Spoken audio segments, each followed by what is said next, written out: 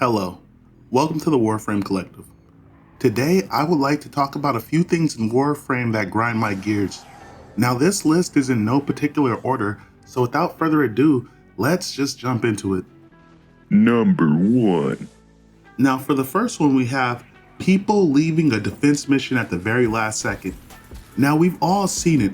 We've all been in a defense mission, most likely on Hydron or Akkad or whatever the fuck, and you reach the 5, the 10, or the 15-minute interval, and instead of deciding at the very beginning whether you want to stay or not, you get one guy that hops out at the last second, and it inadvertently causes other players to hop out at the last second, and it possibly traps one unlucky player inside the mission. And sometimes it's no big deal, but other times it could be a newer player that can't hold their own, and you could fuck up this new player's gaming experience entirely. I had one guy that I used to play with, his name is Nero. He was actually a good buddy of mine, and he used to like to hop out at the last second when the timer was counting down from 10 at the 5, 10, 15-minute interval. And one time he got stuck inside a defense mission against Hella Infested, and he thought he would be okay by himself, but I was like, bro, you're in there by yourself, you're about to get your ass whooped. And sure enough, within a couple minutes, the defense target got destroyed and he ended up getting his ass whooped. And that was one of the last times he ever played Warframe.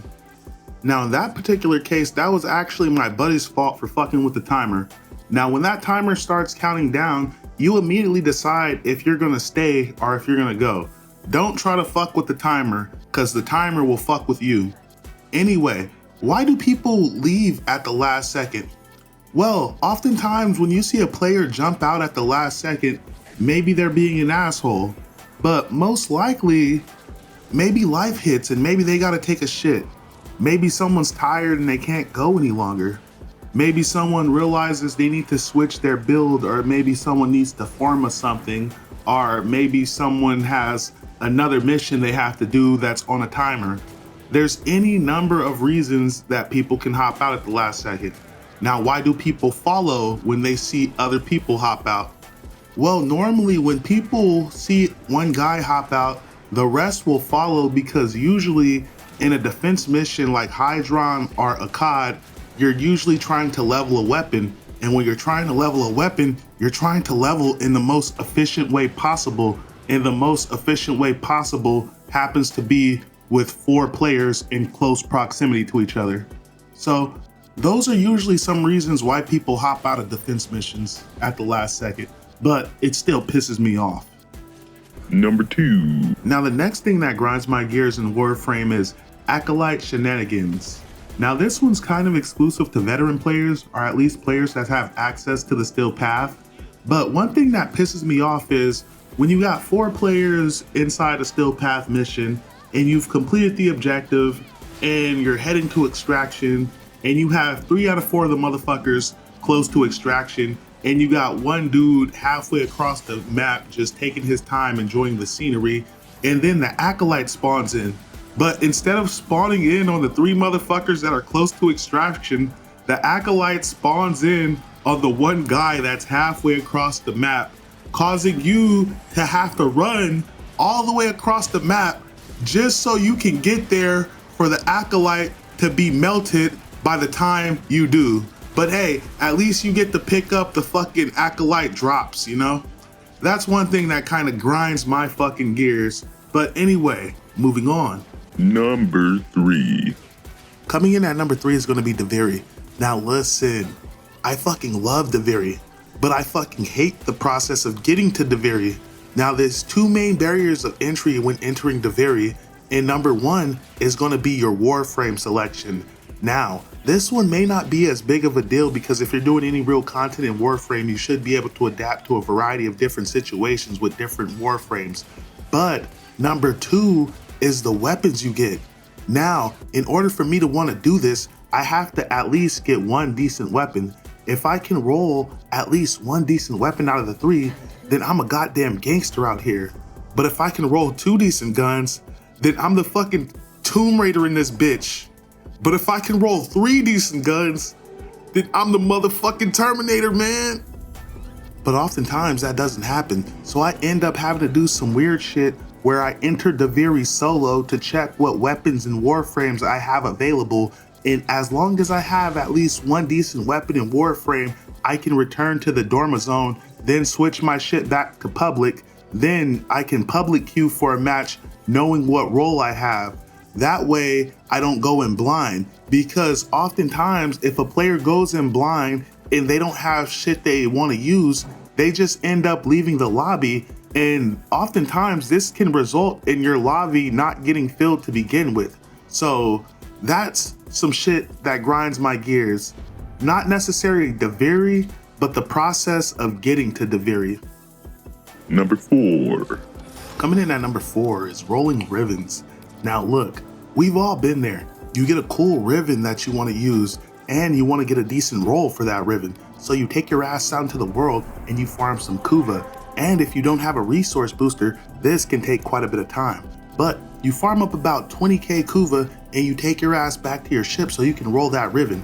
And you roll that ribbon 10, 11, 12, 13 times, but you don't get dick.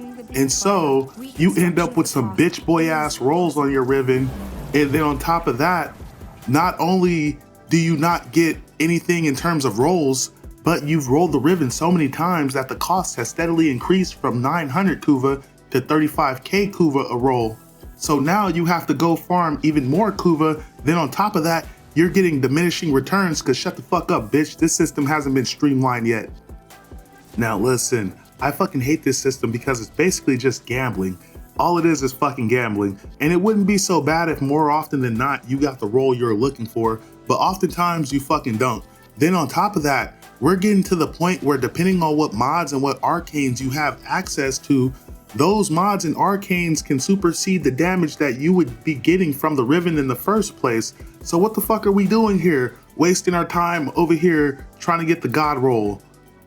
DE has created a system where motherfuckers can charge hundreds of dollars for one mod, one ribbon, one god roll.